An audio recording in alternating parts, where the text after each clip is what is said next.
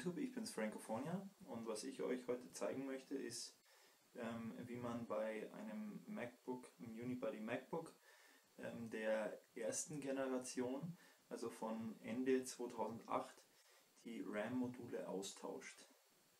Dazu macht man erstmal diesen Kipp-Schalter hier auf, um diese Akku- und Festplattenabdeckung rauszubekommen. Dann sieht man auch schon, hier ist der Akku und hier sitzt die Festplatte. Die Festplatte brauchen wir gar nicht rauszutun. Wir nehmen nur hier den Akku an dieser Schlaufe raus. Legen wir auch mal zur Seite. Dann, was wir jetzt machen müssen, ist mit einem Präzisionsschraubenzieher diese Abdeckung hier runterschrauben. Das sind 1, 2, 3, 4, 5, 6, 7, 8 Schrauben. Ich habe die Schrauben jetzt schon ein bisschen gelockert, damit das Ganze nicht so lange dauert. Hier habe ich die Schraube schon ganz rausgetan. Jetzt mache ich die nochmal kurz alle komplett raus.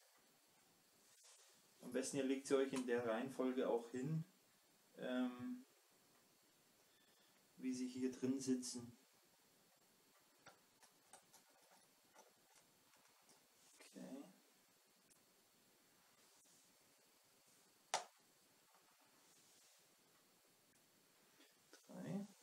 Dann machen wir mit der hier weiter.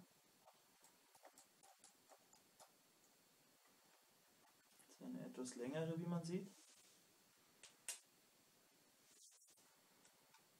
Die ist auch schon draußen. Dann haben wir die, jawohl. Und zu guter Letzt die letzte, mal schauen, ob die auch noch, die braucht noch ein bisschen.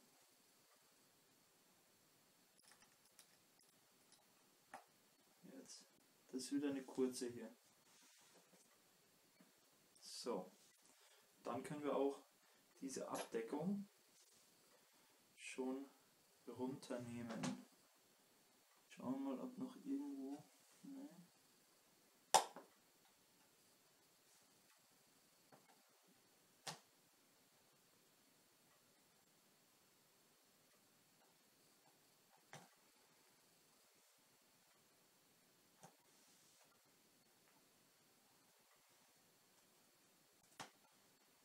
Wenn man das erste Mal runternimmt, dann wird es etwas schwergängiger, aber jetzt haben wir es schon. So sieht das Teil aus. Hinten die Aussparungen für den Lüfter. Das ist jetzt die hintere Abdeckung. Die können wir auch mal beiseite legen. Und hier sehen wir auch schon, sitzen die RAM-Module. Was wir natürlich jetzt brauchen, sind neue RAM. Hier drin sind 2 RAM-Module, A1 GB. Ich habe mir besorgt passende RAM für das MacBook.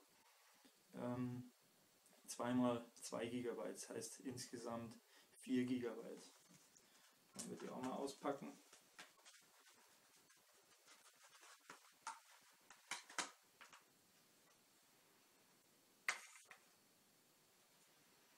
Gut.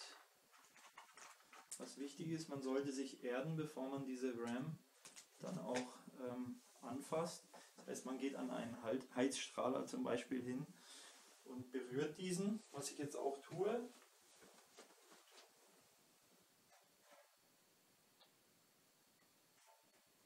Kurz anfassen und dann einmal entladen und jetzt kann man auch schon rangehen hier.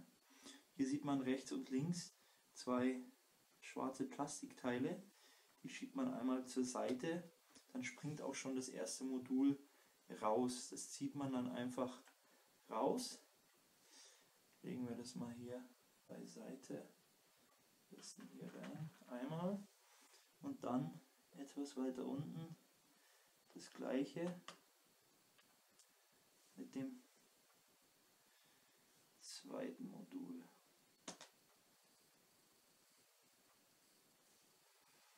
Na, jetzt haben wir es. Es ist sogar der gleiche Hersteller, Hynix. Ich habe meine RAM bei eBay gekauft, 2x2 GB, wie ich schon gesagt hatte, für 59,99 und das sind sogar die gleichen Teile. Gut, schauen wir uns das mal an. Hier ist der erste. Auch Hynix, 2 GB, wie man hier sieht. Das ist 1 GB. Ich hoffe, ihr könnt es sehen. Übrigens, ich nehme das Video hier mit meinem neuen iPhone 3GS auf, weil ich leider keine andere Kamera habe und ich sonst immer meine iSight-Kamera hernehme. Deswegen kann man so auch mal die Videoqualität des iPhone 3GS prüfen und die Soundqualität natürlich auch. Nehmen wir den hier beiseite. Dann kommt der erste hier wieder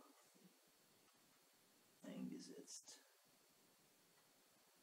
Schauen wir mal.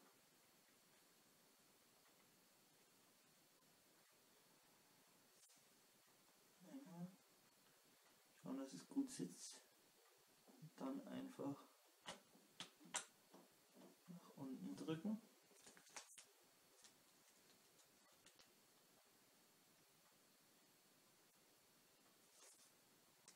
Dann nehmen wir den zweiten und setzen ihn genauso wie den ersten hier ein. Jawohl, dass es einen schönen Klick gibt und die RAM auch unten dann sitzen. So, das dürfte so passen. Dann nehmen wir die Abdeckungen